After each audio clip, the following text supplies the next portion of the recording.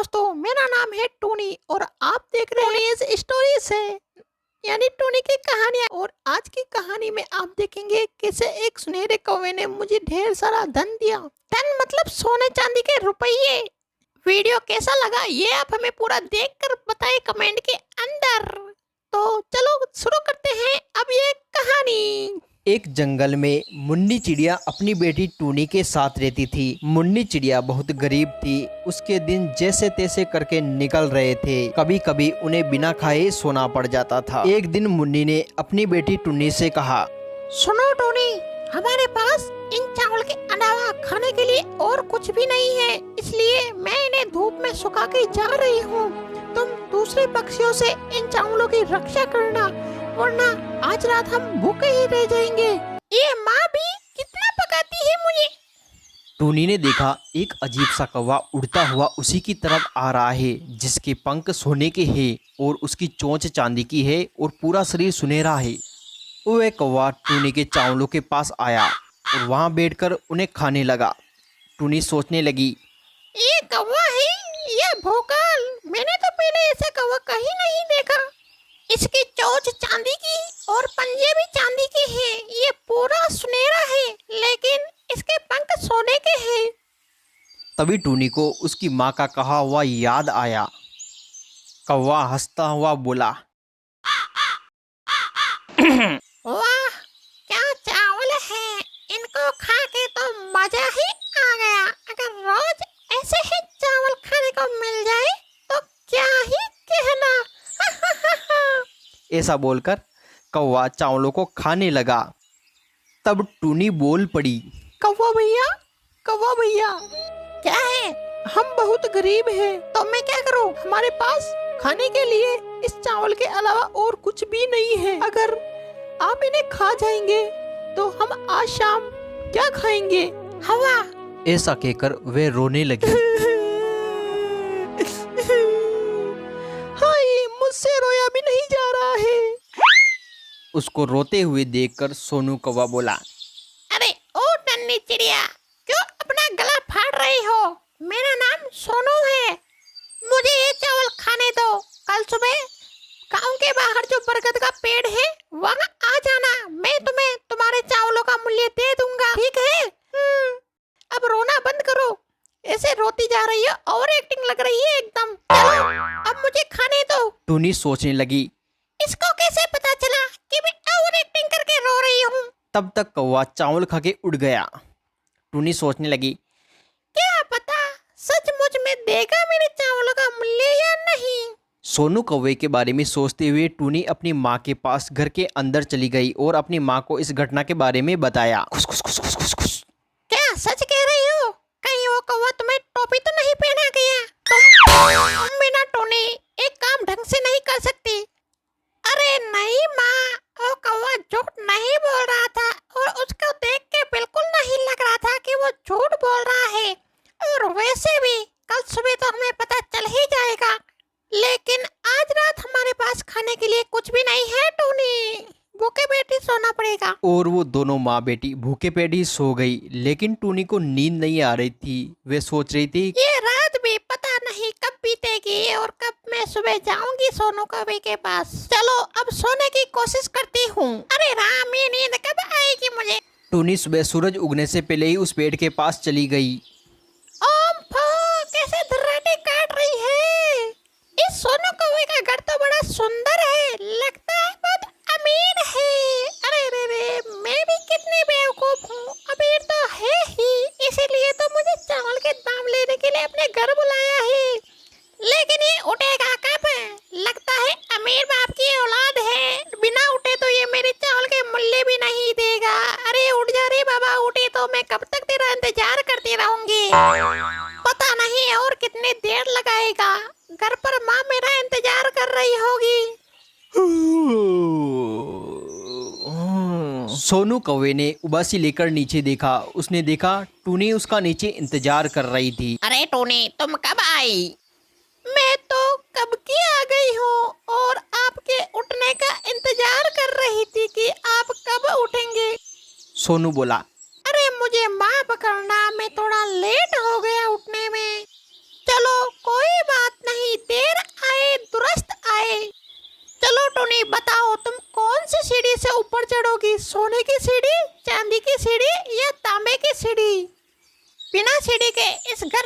कोई नहीं चढ़ सकता है। सुनो भैया, आप भी ना, मैं यहाँ कोई सोने की सीढ़ियाँ थोड़ी चढ़ने आई हूँ। मैं तो अपने चावल के दाम लेने आई हूँ, वो मुझे दो और मुझे रफा दफा करो।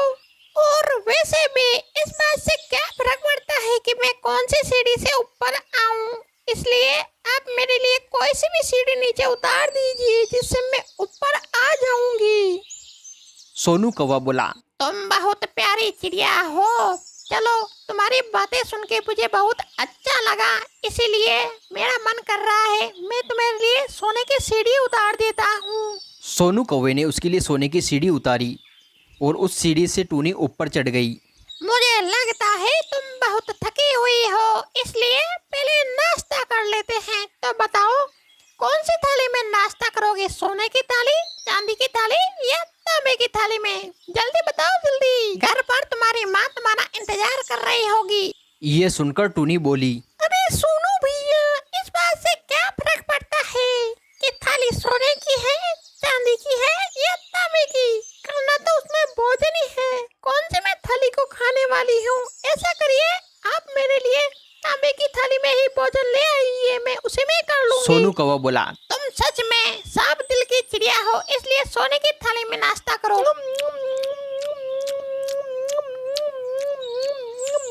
वाह सोनू भैया, खाना बहुत टेस्टी था। खाना खा के मजा आ गया। अच्छा लगा ना? मैंने ये नाश्ता खास तुम्हारे लिए ही बनवाया था और मुझे उम्मीद थी कि तुम्हें पसंद आएगा और तुम्हें पसंद आया भी। आगे सोनू कौवे ने कहा, मुझे तुमसे बात करके बहुत अच्छा लगा, लेकिन अब तुम्हें बहुत देर हो गई है घर जाने में। घर पर तुम्हारी माँ तुम्हारा इंतजार कर रही होगी। मैं तुम्हें तुम्हारे चावलों का दाम दे देता हूँ। तुम्हारी माँ तुम्हारे हाथ में इनाम देखकर बहुत खुश होगी, क्योंकि उसने कल रात से खाना नहीं खाया है। ऐसा कहकर सोनू कौवा अंदर गया और वे 3 बॉक्स लाया और टूनी से कहा, तुम इन बक्सों में से एक बक्सा ले लो, जिससे तुम्हारे चावलों का मूल्य अदा हो सके। टूनी ने छोटा बक्सा उठाते हुए कहा, कौवा भैया, मेरे चावलों का मूल्य बस इतना ही था, इससे मेरे चावलों के मूल्य की पूर्ति हो जाएगी। ऐसा कहकर उसने बक्सा अपने माथे पे रखा और वहां से उड़ते हुए चली गई और सोचने लगी, वाह, मुझे मेरे चावलों का मूल्य मिल ही गया। घर जाकर उसने अपनी माँ को वो बक्सा दिया। उसकी माँ ने उस बक्से को खोलकर देखा, उसमें सोने चांदी के सिक्के भरे हुए थे।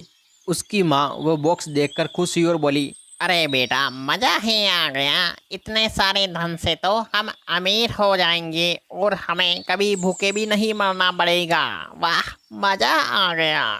मैं भी कितनी बुद्धू हूँ, भूल गई हूँ। तुम थक गई होगी बेटी, थोड़ा आराम कर लो, उसके बाद हम आगे चर्चा करेंगे।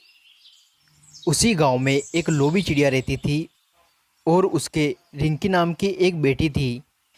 उसे कहीं से सोने के कौवे के बारे में पता चल गया। उसने अपनी बेटी को चावल सुखाने के लिए दिए और कहा, इन चावलों का ध्यान बिल्कुल मत रखना, वरना कौवा आएगा ही नहीं।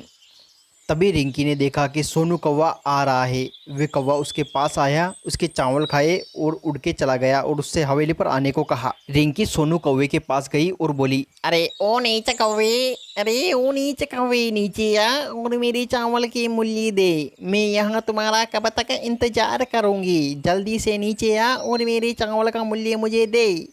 सोनू कौवा बाहर उठकर आया और सोचने लगा, अरे मैंने भी क्या बला ले ली अपने सर पर, पता नहीं कब जाएगी। अरे रिंकी, तुम कब आई?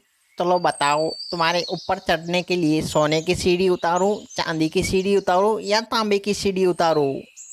तो बताओ, कौन सी सीढ़ी से ऊपर आना चाहोगे? रिंकी बोली, तुम मेरे कर्जदार हो, इसलिए मैं सोने की सीढ़ी से ऊपर आऊंगी। मेरे लिए सोने की सीढ़ी तुम नीचे उतारो। चलो जल्दी करो, मेरे पास टाइम नहीं है फालतू की बातों के लिए। सोनू कौवे ने उसके लिए तांबे की सीढ़ी नीचे उतारी। सोनू कौवा बोला, मन तो नहीं कर रहा, लेकिन बताओ खाना कौन सी थाली में खाओगे? सोने की थाली, चांदी की थाली या तांबे की थाली? अरे ओ कौवे, बंद कर अपनी बकवास। पहले मुझे पूछा कौन सी सीढ़ी से ऊपर चढ़ोगी और मुझे तांबे की सीढ़ी से ऊपर चढ़ा दिया।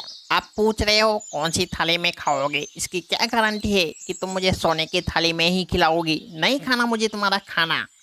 वैसे भी बकवास खाना बनाते हो तुम, मैंने देखा है तुम्हें बनाते हुए। मैं यहाँ अपने चावल का मूल्य लेने आई हूँ, ना कि तुम्हारा सड़ेला खाना खाने के लिए। इसलिए चुपचाप मेरे चावल का मूल्य मुझे दे दे, उठ जाने दे मुझे यहाँ से।